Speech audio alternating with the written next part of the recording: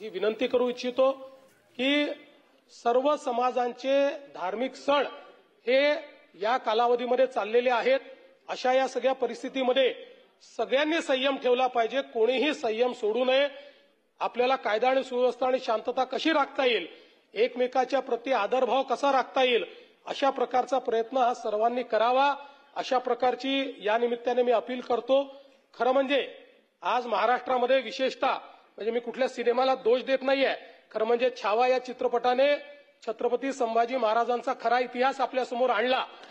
पण त्यानंतर राज्यामध्ये लोकांच्या भावना देखील खूप मोठ्या प्रमाणात त्या ठिकाणी एक प्रकारे प्रज्वलित झालेल्या आहेत.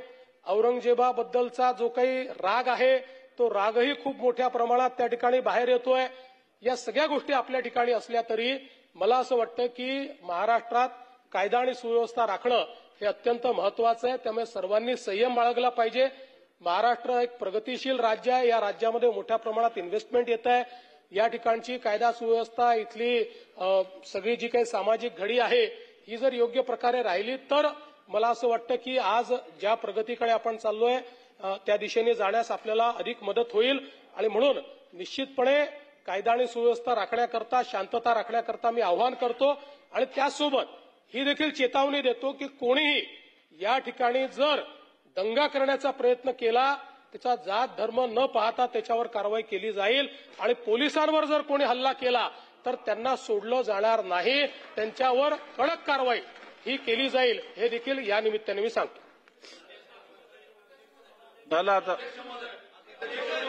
काय खोतकरजी काय अध्यक्ष मी दिले, अध्यक्ष लिखित दिले.